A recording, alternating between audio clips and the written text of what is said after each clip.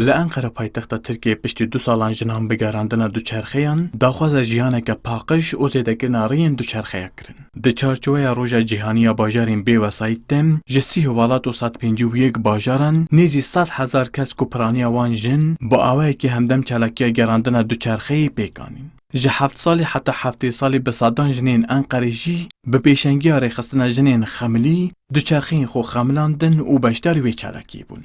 Berpirsa wê çalakiya navdewletî ku nehemîn cara pêk tê borçîntaran da zanîn ku wan di sala 2013 de bi 30 kesî ev çalakî dabû destpêkirin. û bi wê çalakiyê jî dixwazin bidin fêmkirin ku jin bi awayekî azad û bi xemla xwe dikare duçerxeyê bigerînin. û bi wê çalakiyê ev hewla awakirina jiyaneke paqijtir dikin. Hedefimiz şu, aslında çok basit. Kadın sokağa çıkarsa dünya değişir diyoruz. Armanca me ev e, em dibêjin ger jin derkeve kolanan, dê cîhan biguhere û em dixwazin vê yekê jî bi duçerxeyê pêk bînin. Bi vê çalakiyê em dibêjin, jin dikare bi her awayî derkeve kolanan û duçerxeyê bigerîne. Her wiha em dixwazin êdî di jiyana me de zêdetir duçerxe hebe, da ku hewaya bajarên me paqijtir bibe.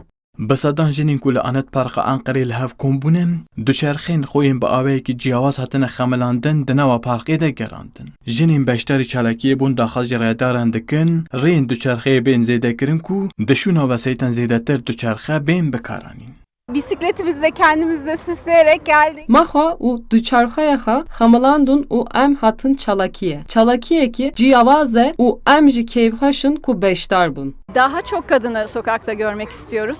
Em dixwazin zêdetir jinan li kolanan bibînin, bila jin jî di hemû qadên jiyanê de duçerxeyê bikar bînin û bila duçerxe zêdetir bibe amûra hatin çûnê. Em dixwazin rêyên duçerxeyê bên zêdekirin.